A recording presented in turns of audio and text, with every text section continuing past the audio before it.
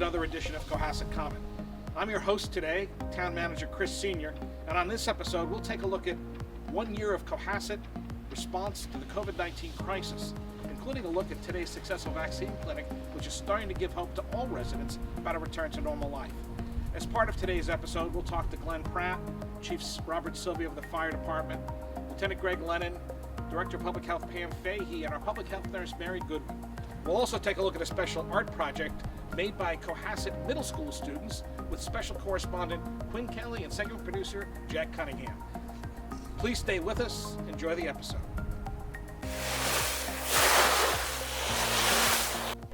I'm here today with Glenn Pratt, our Director of Emergency Management, Greg Lennon, the Executive Officer of the Cohasset Police Department, and Robert Sylvia, the Cohasset Fire Chief, as we look back a year on the COVID crisis here in Cohasset.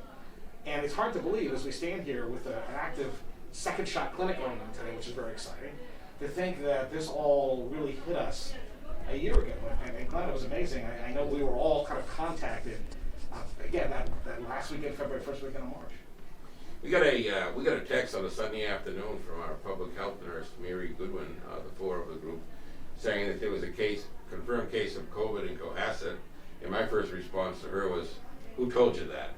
And then it was confirmed, and she got it from state public health. And the next morning, we convened a meeting of 20 department heads to start to talk, including school department, at our emergency operations center, to start talking about the eventualities. Little do we know it would be 360 days out.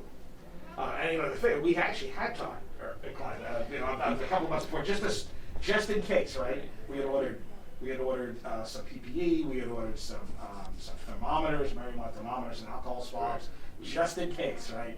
And then what happened? You're exactly right. We had that meeting, and we were deciding, should we practice and do a drill on our preparedness for some sort of an emergency where we'd have to do vaccinations. And we decided to buy some little stockpile of supplies, which we did, yeah. That was probably in January, I think. It was, yeah. And we, little do we know that our practice drill on giving vaccinations would happen a year later. Exactly. Full blown. Full blown, exactly.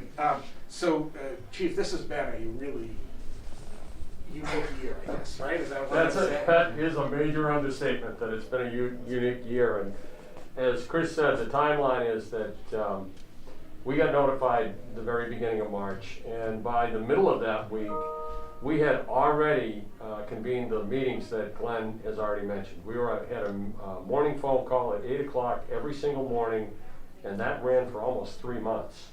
And on top of that, we also went in front of the Board of Selectmen the following Tuesday, and a state of emergency was declared in the town of Cohasset so that we could start making plans, because no one knew where we were headed at that point. That's when the idea of the pandemic had first started, and we were looking at, exactly how was this going to affect the town of Cohasset. And within 3 weeks, so 2 weeks from that point, schools were shut down, and in essence, we were all in a lockdown. The events of March 14th, the weekend before St. Patrick's Day, basically were the catalyst to shut everything down. And that included schools, restaurants, bars, pubs, and so forth. So that's where it all gets started. And we collectively, and I give credit where credit is due, as Glenn mentioned, or Chris mentioned, there were 20 different individuals that were part of this core COVID group that were meeting every single day, so that we could be out in front of everything that was going on. And I use these clinics as the perfect example, that we get out in front of this with a pre-registration process that no one else was doing. So we knew what we needed to order for vaccine. We knew what we needed to ask the state to help us with. And those are the kind of things that came out of those meetings. So public health being Pam and Mary, they really were the front end of this. I ended up being appointed as the incident commander, which, as the incident commander, all you really do is make sure that all the meetings are set and make sure the agendas are done. And then everybody does their thing. And every single department involved has done incredible work. So we're hopefully we're headed toward the other end of this. We keep our fingers crossed. And Greg, these are things that, public safety trains for, right? The police train for, Right. and then it happens. Right. And it's like, okay, some of the plans work and some of them don't. Yeah, so we, once we realized this was going to be a pandemic, we started to plan for ways that within the police department we could continue to deliver the same level of services to the community while at the same time protecting our officers.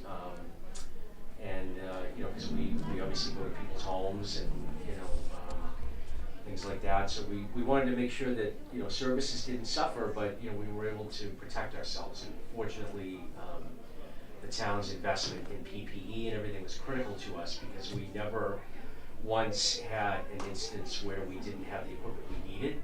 And quite frankly, I've heard many stories from other police departments where that was the case. And I think it's, it speaks to the planning and the capabilities of the people that are involved in the team to, having all of this equipment when we needed it.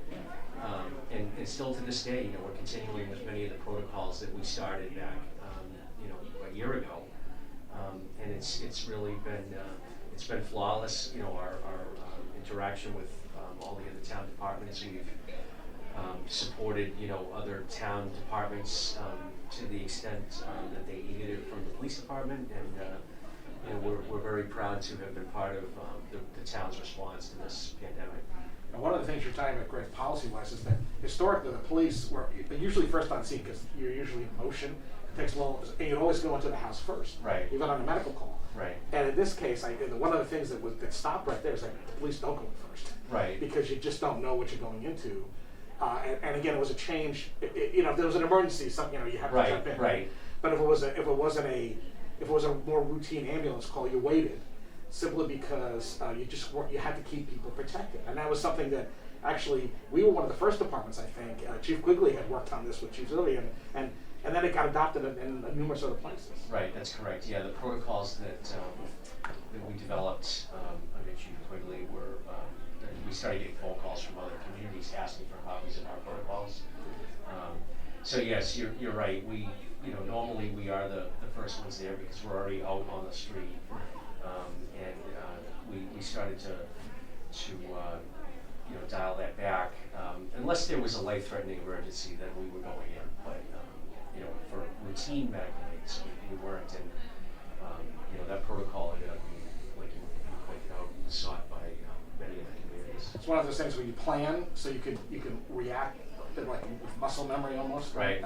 At the same time, you have to be able to improvise because circumstances sometimes change. Now we're talking about supplies. Greg brought that up in some of Chief Sylvia line. You became like the quartermaster, right?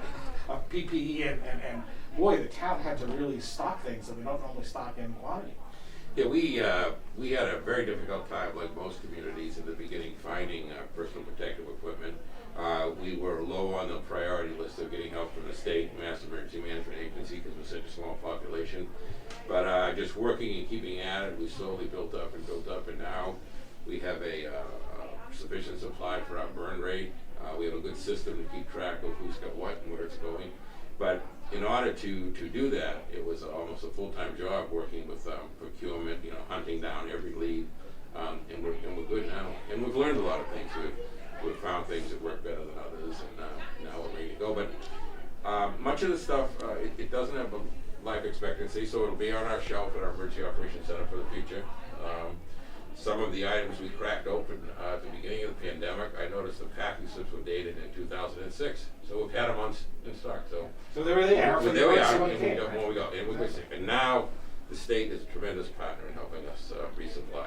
So it's working out very well. And some key equipment that you don't think twice about, right? Soap dispensers, paper towel dispensers, they all went touchless. We had to convert all of those over. Correct. Touched over, change them all over, and keep some consistency amongst all town buildings so that we can keep resupply. And the schools have had a tremendous demand for those kinds of things. But we've kept up with it.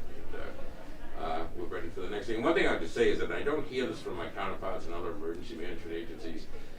Emergency management, one of the roles is to coordinate these other towns, these other emergency managers, they don't have the cooperation of the departments within the town. There are all these islands that don't mesh together.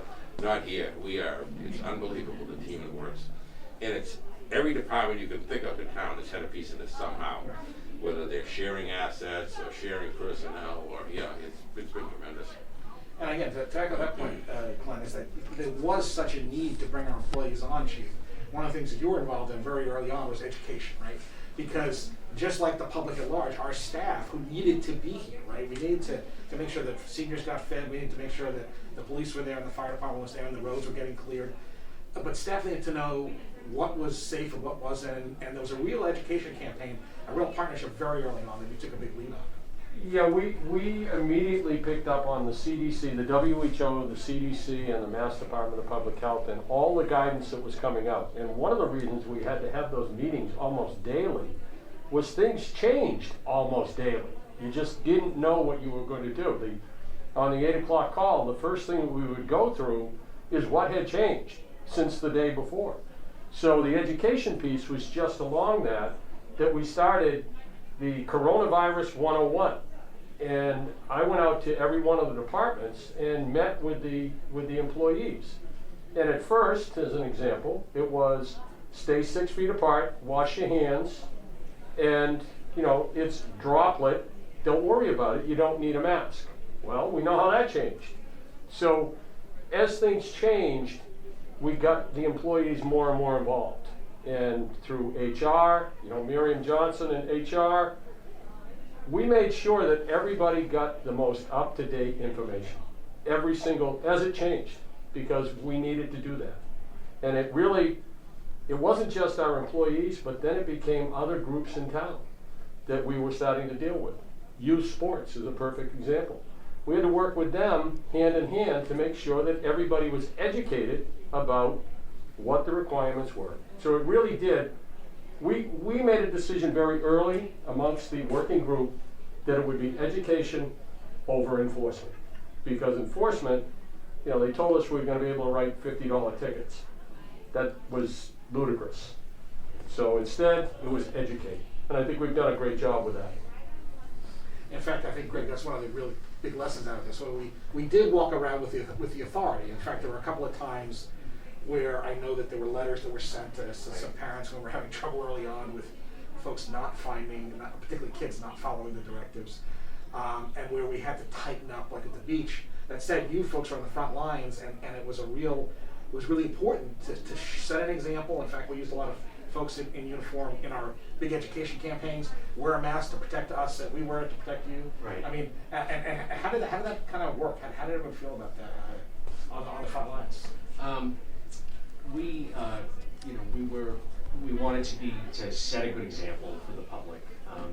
We've actually been very diligent, as I know all town departments have, but I can only speak for the police department, as far as practicing social distancing, the wearing of masks and everything. And it worked out for us because we did have a couple of officers that ended up becoming infected, and it didn't spread within the department. So it demonstrated to all of us that, these measures do in fact work.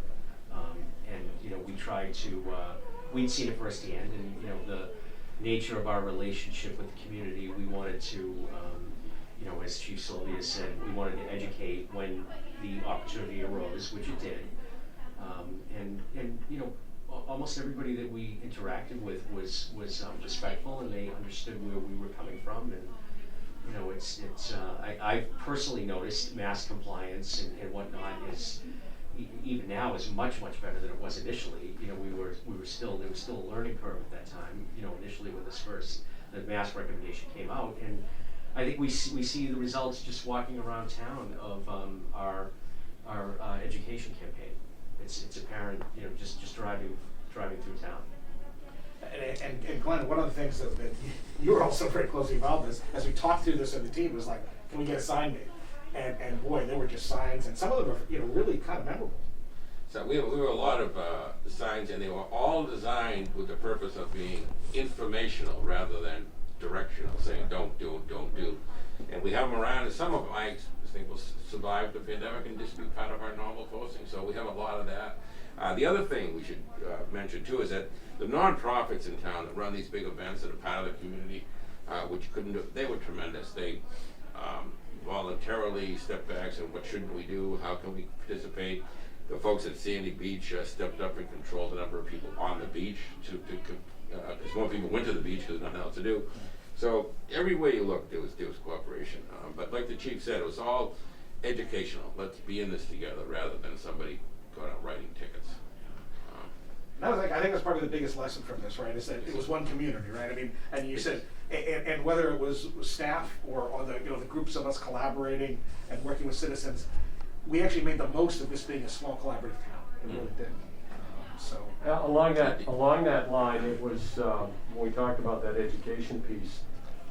The biggest part of the education piece was to explain that we, the town of Cohasset, were not making up the rules as we went along. All we were doing was enforcing what the Mass Department of Public Health and the Commonwealth and the governor was giving us for information. So when an executive order came down, we made the necessary changes and did the necessary education because it was us following the rules. We never overstepped that. We weren't making it up as we went along. We just enforced the CDC guidelines and the Mass Department of Health guidelines and the governor's executive orders. So it was really a very, I won't say simple, but it was a process that we understood very early. And I think we as a community, the town of Cohasset, needs to be applauded because, as has already been mentioned, other folks have looked to us on how did you handle that? What did you do? Because we were, being the first community outside of Boston to have a recognized case, we got involved very quickly, and the folks that were involved in that working group took this to heart very quickly, and we really pushed hard. So again, I applaud everybody. Glenn mentioned about him being the quartermaster. Well, without Michelle Leary in procurement, this became a full-time job for her just to see if she could find the things that we needed. And it wasn't just masks and things like that, but it was air purifiers for the schools. It was the other things that we've already mentioned. It was a task list that we had never thought about we'd have to purchase any of these things. So not only did she have to find them, she had to find a way to get them so that we could get them in place. And it's been that collaborative effort across all town departments has been incredible. It really has. You don't want a pandemic to be a team building exercise, but it has been, and it's been a phenomenal one. And it's something that, moving forward, it's one of the pluses that we're going to get from this. Right, and we've come across some things that'll always be part of the fabric of the community now. Like, for example, putting picnic benches on the lower side of the common. The people wanted to use it. It's a good thing we never thought about, but it was out of necessity. The other thing we should mention too, the other tremendous partner in town has been the South Shore Music Circus. We have used their place for 5 or 6 events. We have trailer trucks stored there even today as we speak. So everybody has come together as a community.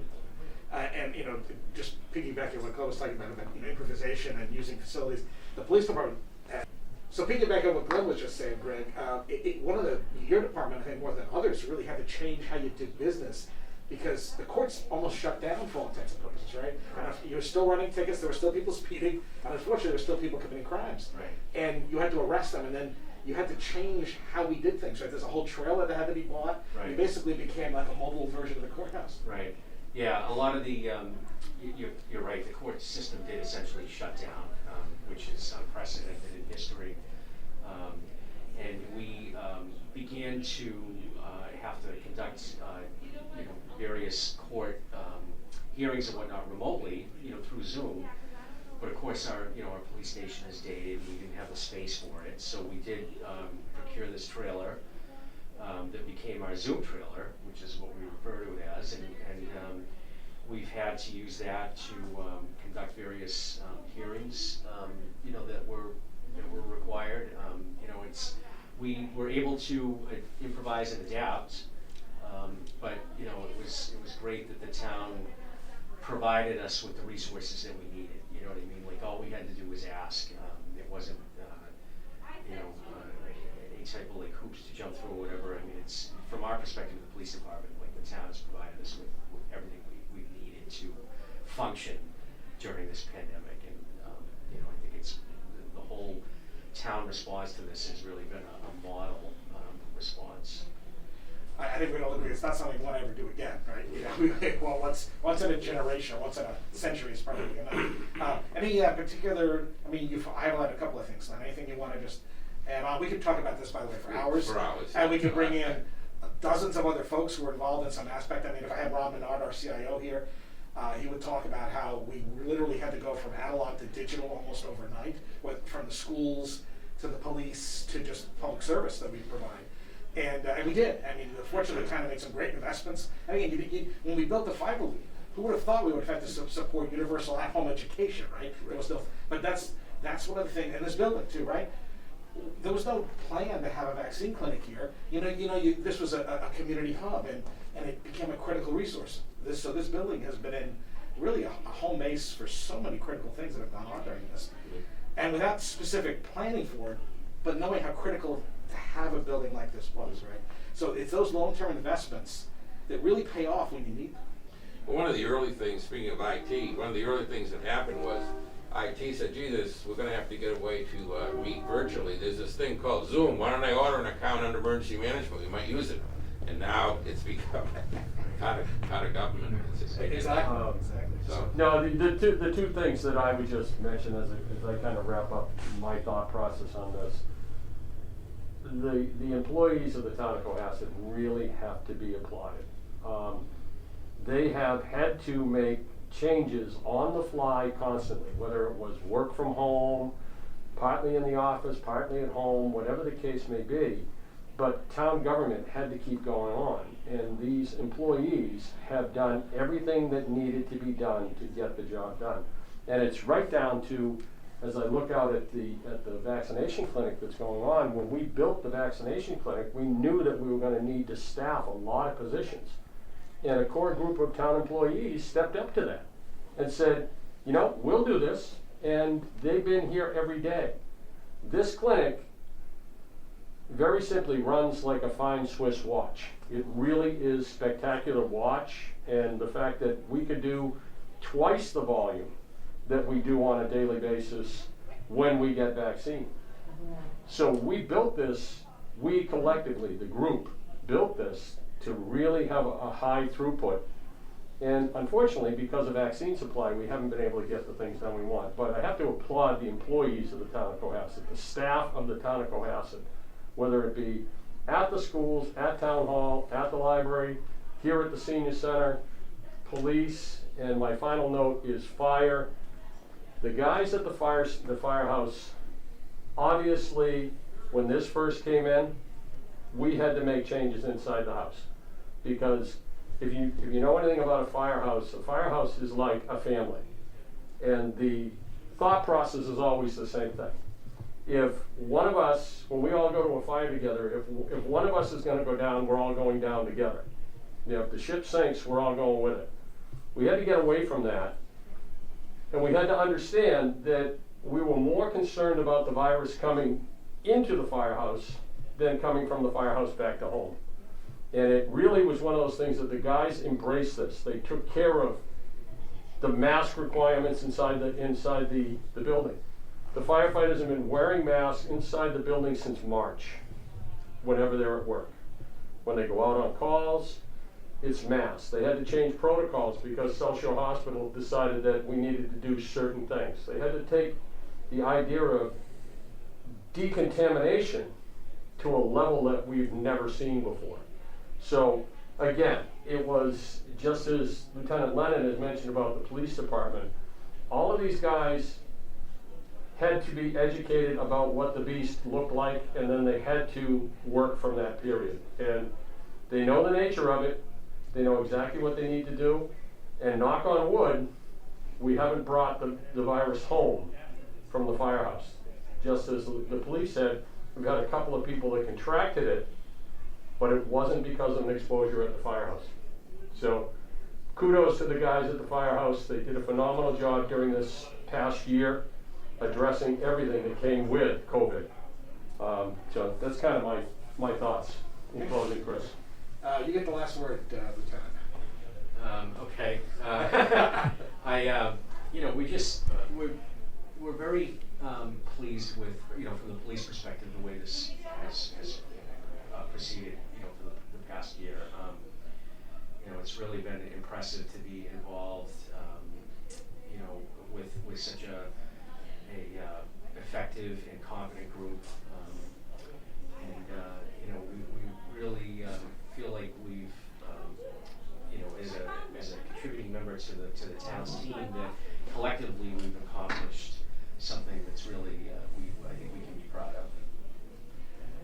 We could talk, as we said, for a long time about this, and we probably will again. But I want to thank for our time here today, our Emergency Management Director, Quinn Pratt, Lieutenant Greg Lennon, the Executive Officer of the Cohasset Police Department. Chief Quigley is on vacation, by the way, and so he's not here today. He will be in a future show, and he's been around a lot too. So underscore Chief Quigley would be standing in the room as well. So and thank you, Chief Sylvia, for all your leadership and everything during this pandemic.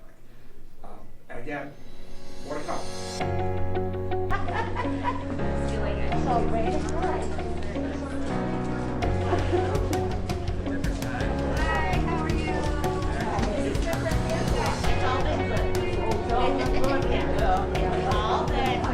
For left arm or right arm? Left. Okay. Special one for you. Did you feel it? Okay. All right, real quick. You're not going to use that chair. No, she can stay right there. You're a bleeder. Yes. You are. I'm very happy to have gotten my second vaccine today. It's wonderful, easy, convenient here to have it done in Cohasset. I thank all the staff. They've done a wonderful job.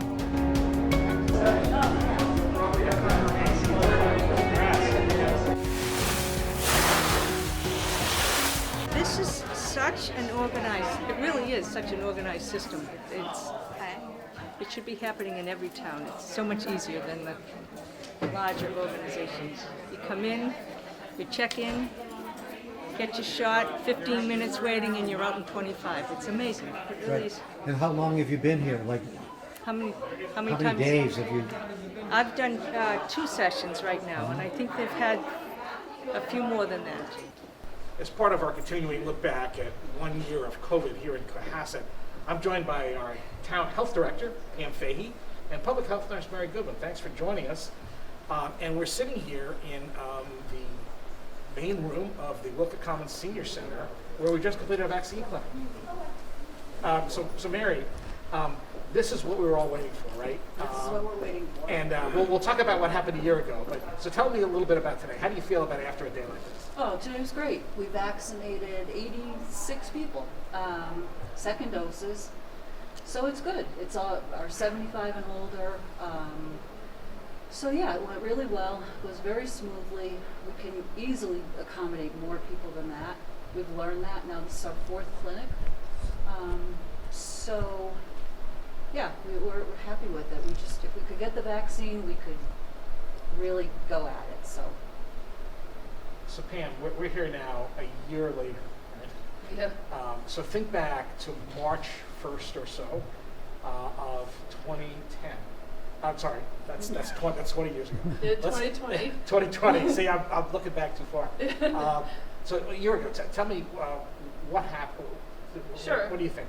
So I still remember it because March 2nd was my dad's birthday, and I was sitting in my parents' living room, and Mary texted me and said, "We have the first close contact," and she was really she would end up being the second case in the whole state. There was one in Boston from someone that returned from China, and then we had case number 2.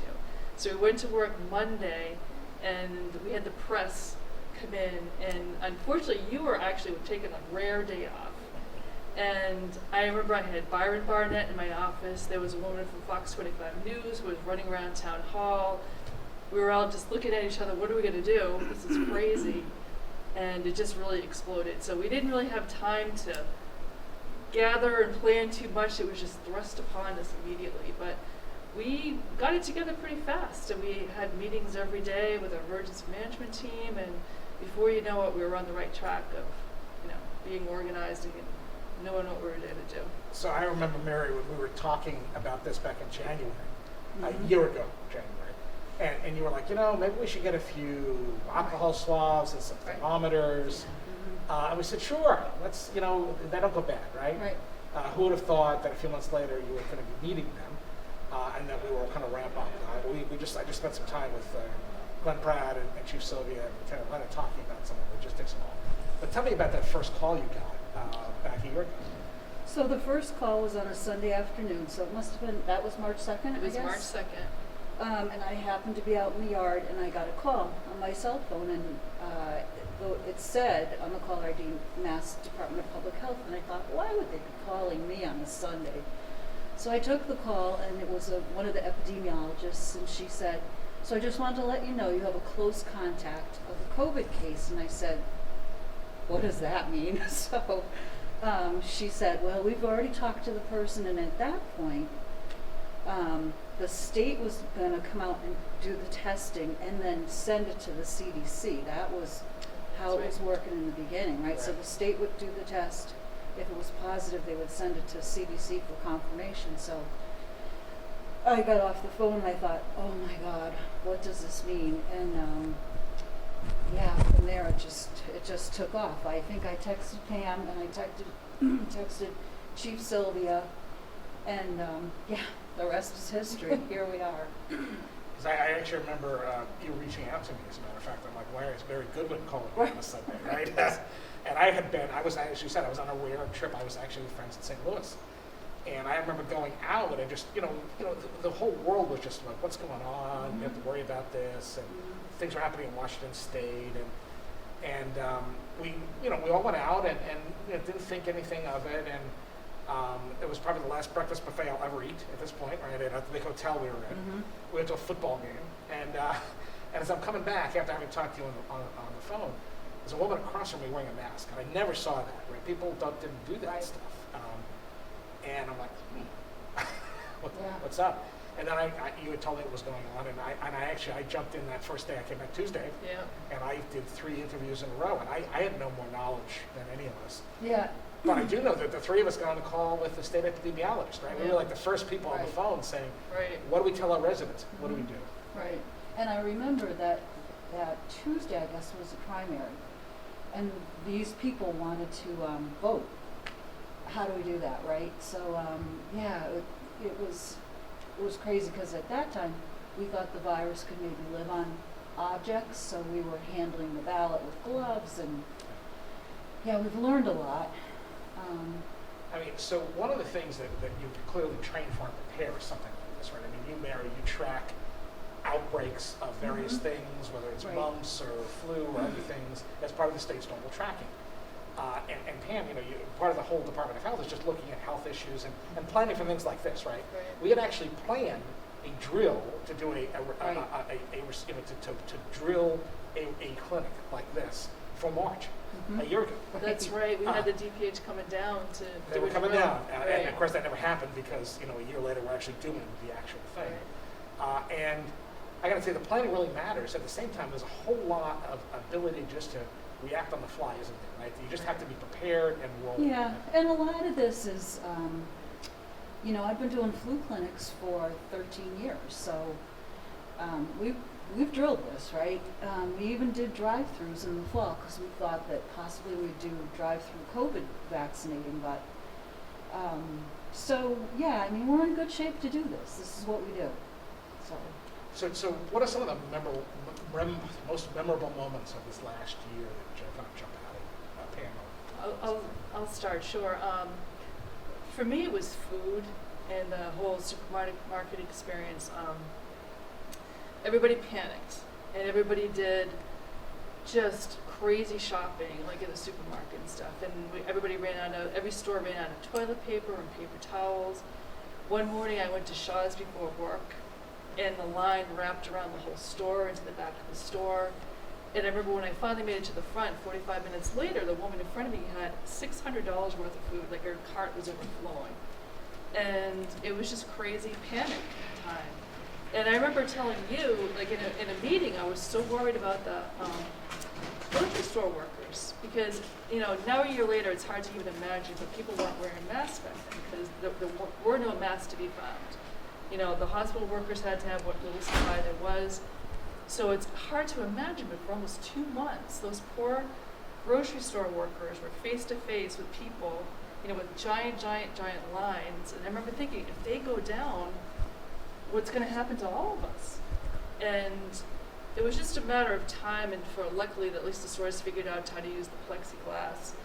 And Governor Baker put a mask order in, I think it was May 1st. So you think about it, that's almost 2 months.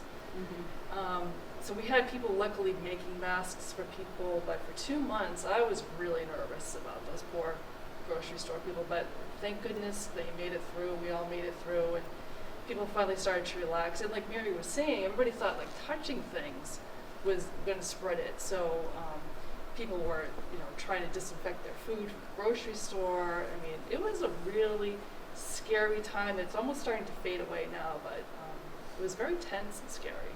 I mean, that was one of the, I guess, it's just getting the best information we could to the public, right? And you don't want to spread panic. You want to contain it. Right. You also want to be honest with people, so Right. people understand.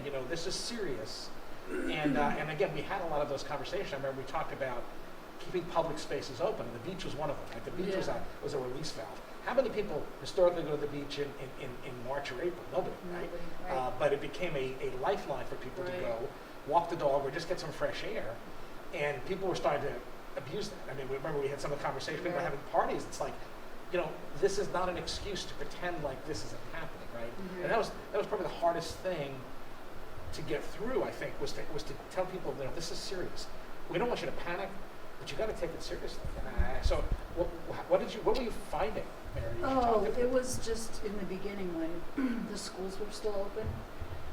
The calls from the superintendent and the principals, and just calls from everywhere, really. The assisted livings, just every department had questions. People were fearful. They were scared. And honestly, it was like, I'm not sure where this is going. So yeah, we had to be honest with people. We had to educate them to the best we could, because there was some information we just didn't have. So yeah, it was intense, I have to say. My job was a pretty sleepy little job, working for the town, and all of a sudden it was like thrown into this firestorm of like, there's Randy.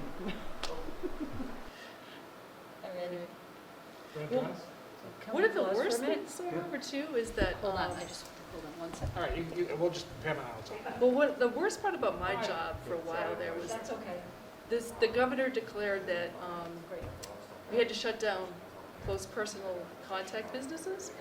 So basically, local health was the conduit from the state. So the governor would create an order, and that would go to DPH. DPH would funnel it to us, and then we'd have to put it out to the public. So the lawyers who work for DPH put together a template basically saying, this is what you need to submit to all these businesses. It was a template on, such and such business, you're hereby closed until further notice. You signed, Cohasset Public Health. And so that was nail salons, hair salons, the barber shop, fitness centers, gyms. One Friday afternoon, I had to give all these letters to the Cohasset Police Department, and I had to hand deliver them to people. And we didn't know when they were ever going to open up again. Was it going to be a week? Was it going to be a month? 2 months? It was such a sad, sad time. It was all of a sudden the streets were empty. Nobody was going to work. People were unemployed suddenly, and it was open-ended. And we just had to wait. Mary and I were on calls, and we still to this day are on calls 2 times a week from the Department of Public Health. And they tell us what to do, and they give us guidance. And so, like Mary was saying with the calls from the schools, I was getting calls from businesses. When am I going to open? What can I do? And all these poor people who suddenly had no money coming in had to spend a lot of money. And they had to buy hand sanitizer and masks and plexiglass, and all these things are really, really hard to get. And they had to order them, and they're on back order, and they don't have money coming in. They're laying off their employees. It was a terrible, terrible time. The springtime, I would say April, May, probably. Yeah, it was intense. And this is in addition to cases. So, cases identified, you need to contact them, you need to do contact tracing. Well, one case can be 20, 30, 40 minutes. And then you're working with the business where they work. It was things that, there was a lot to it. That it was just a really challenging time. Now, one of the things that we were talking about, I was talking about with the other group, was the fact that we were on calls ourselves, right? Mm-hmm. So we got on the phone collectively every day for months, and we kind of start to wean that down. Yeah. And I think that collaboration really made a huge difference, because we would talk things through on a call, right? Sometimes we'd start off here and we'd end up here after having talked through it. You know, we talked through what were the concerns from residents, what was the concerns from staff, and then you'd be like, well, here's what we're hearing from the Department of Health and how do we make this work. Right. And so how do you think that whole process worked? Oh, that's key, Yeah. to have that team approach. Because no one person is making decisions, right? You talk it out, you decide as a group, and then it gives you a unified front, right? So I think that was key to getting through this, and it still is, you know? I mean, right now, if we have extra doses, we come together as a core group, who are we giving these to? So that's been really a huge part of our, I guess, success maybe, or hoping. Definitely. Yeah. Yeah, we couldn't have done it. If it was just Mary handling all the cases and me handling all the business and questions and stuff, we couldn't have done it alone. There's no way. Right. The fact that it wasn't that we had a choice, right? Right. I mean, this was thrown at us, and it's our job, right? And, you know, the government is here, and people at that point were looking to us for answers. Right. And we didn't have the luxury of saying, sorry, we're closed, right? And I know there were all times that all of us might have said, hey, I wish we could have this day off, right? And by the way, it's been super critical that as things have at least got more regular, okay? We did allow people to take some time because you have to decompress a little bit. That said, the fact that we were all able to support each other and we had the right people in place, right? I mean, none of us, and again, you've been doing this for a long time, Mary, right? And you've seen a lot of things as public health nurse. Right. But not like this. This hasn't happened in a generation, or I'm sorry, 100 years. 100 years. And again, Pam, you know, you've done all kinds of work in your career, and we tabletop and we train for these things, right? And as you said, Mary, flu clinics, right? So the mechanics of a lot of what we've done for other things. So that's one of the things. It's almost like a remembered story. Yeah. You know. Right. Like the template is there. Yeah. But there were days, I have to say, in the beginning when I thought, can I do this job? Like, I hope I can do this, you know, and do it good, be effective. Yeah, it was very intense in the beginning. Yeah. Now here we are. We're a year later, and we're actually coming into spring. It's almost like we were coming into spring, but we weren't last time, right? Because things were lacking. It was almost like winter never ended. Yeah.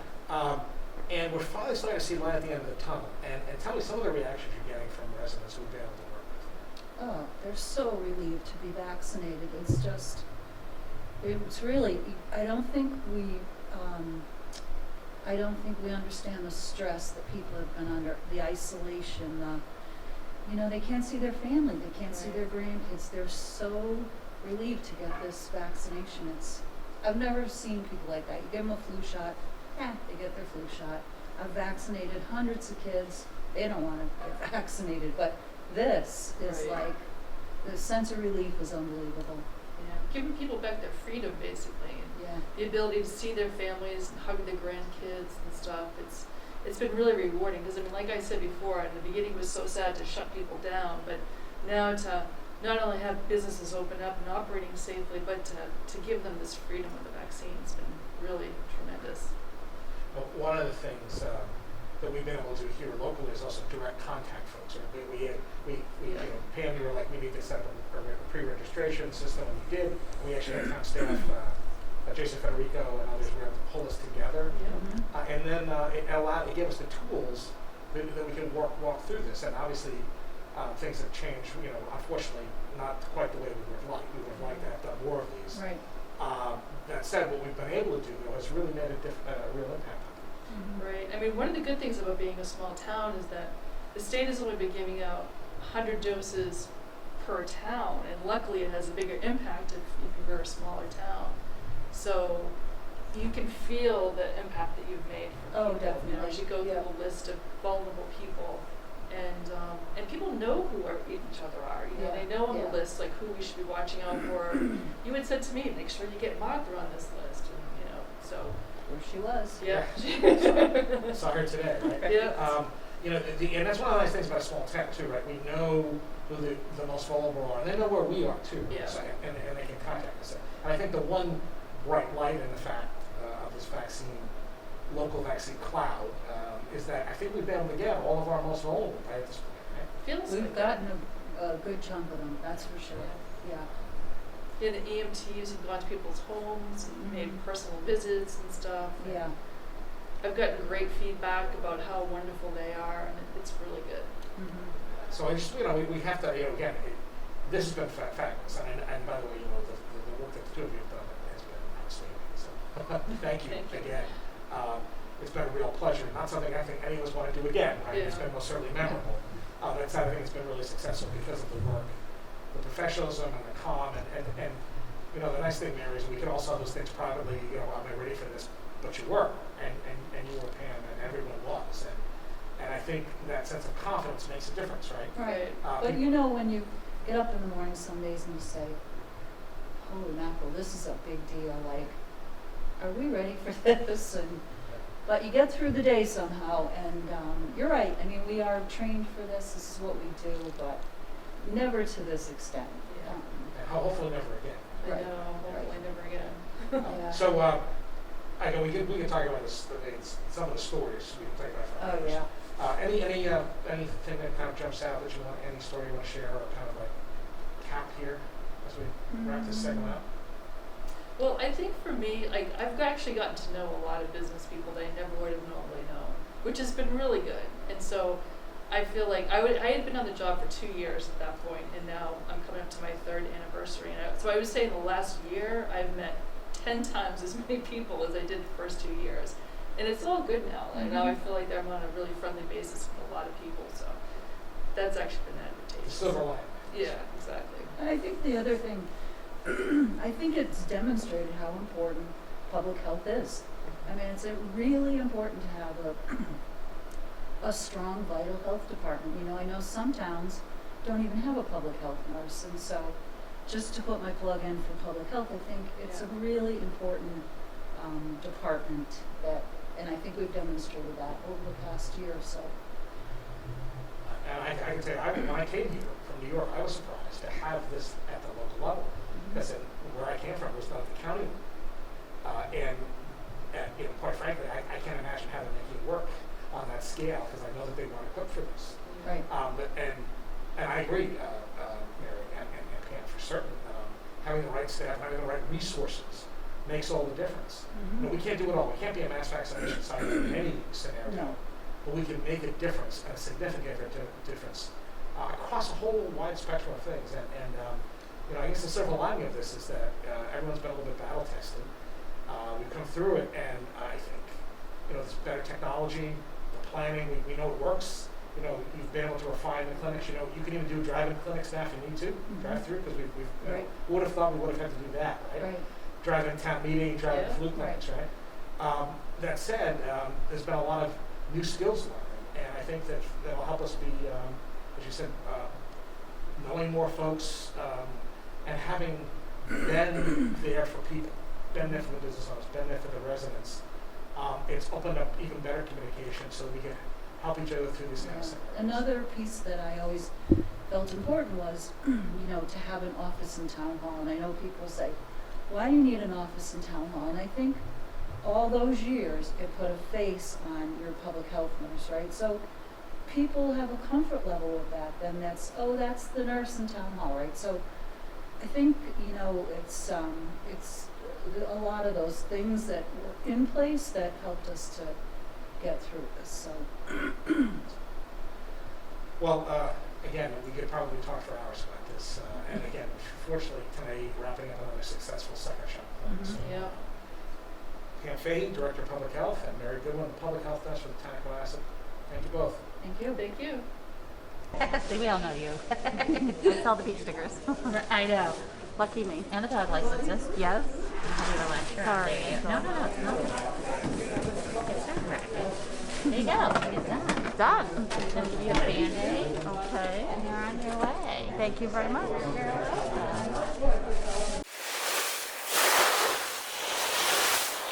For those suffering with different illnesses, the holidays can be an especially challenging time.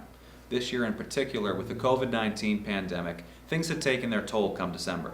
But one Cohasset resident had a brilliant idea to spark some holiday cheer for those in need. Jen Sullivan works as a nurse in the Neurosciences Care Unit wing at Mass General Hospital.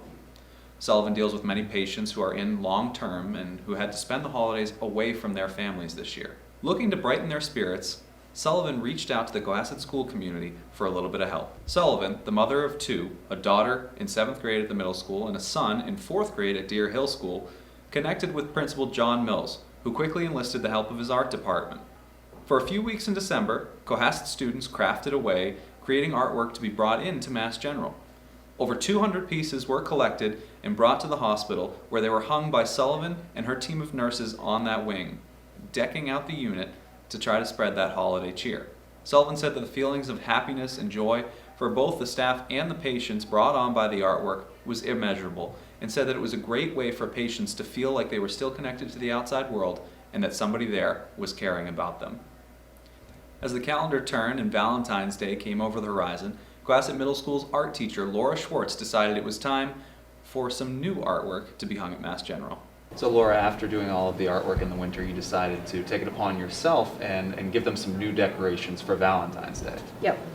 What kind of went into that? Why did you love so much the project? Well, Mr. Mills, Principal Mills, put the photos that Mass General Hospital took at the hospital, and it just looked so much more colorful in the hospital, but it was mostly red and green and holiday themed, so I envisioned warm, happy colors for Valentine's Day and spring coming, so I thought the kids would love to make more stuff that was more for Valentine's Day, and they were definitely ready to make more stuff, so yeah.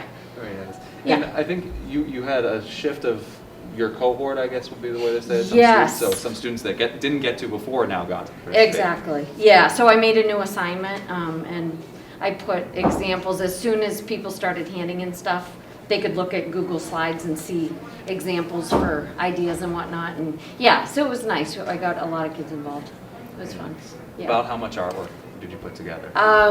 40 pieces each time maybe, but plus I had these 3-dimensional things that hung. So we had so many that I had to literally attach them together to combine them, because I knew the hospital only had so much room to hang them. So, and I'm waiting for the pictures to see how those look. So I'm looking forward to that. Yeah, tell me a little bit about when you guys got the pictures back the first time, the response from the students. Oh, well, so they have a TV as you enter the middle school, and so they would look up on and watch them scroll so that they could see. But I also put it together in the Google slide. In the classroom, they can access that show, and it was thrilling for them to see the pictures in the actual hospital. And yeah, it was very exciting. Yeah, that's why I couldn't wait to do it again. Yeah. So it's nice to be appreciated. Art, I don't know. That's why I did it. It makes you feel good that you're giving to people, because those poor people are going through so much. Well, that's it. When we spoke to Jen Sullivan, she told us a little bit about how much it just brightened everybody's day, and that it gave them a feeling of connection to people outside. So oh, that's nice. Knowing that, I mean, just how nice is it to be able to do what you said and just kind of give that people a connection like that. Yep, that's Wonderful. awesome. Yeah, I actually made little bags for the people at the hospital. That's why I'm kind of curious to see whether they were given out to patients or whether they were given out to staff members, but I had all these little gift bags, and they happened to be red. So I drew hearts on them, and then as an artist, I doodle all the time. So I had a whole pad of drawings that I did, and I just put them in all the little gift bags, and I went to the dollar store, and I got these little Valentine necklaces and put one in every bag. And then I got these little pens, thinking that the patients, if they wanted to write cards home, because I also like to make cards in my, I don't know, they're just fun to design. So I made cards, and I put those in all the bags too. So I'm curious to see whether, patients got to write home, or I wasn't sure, like, is that too much? Could they actually write, or would the nurses write for them? And, I don't know. So anyway, I got to use my art to hopefully make some people happy, because, yeah, that's what it's all about. Yeah. So, yeah. So it was all good. Good. Yeah. Need anything else, Jack? I think that should be all set. All right. Simple enough. All right, we did it. Thank you for joining us on this week's edition, and thanks to all the town's staff and residents who've collectively helped manage Cohasset through the worst public health crisis in 100 years. Spring is coming, Get your vaccine soon, and please keep wearing a mask and stay safe. For all of us at Cohasset 143 TV,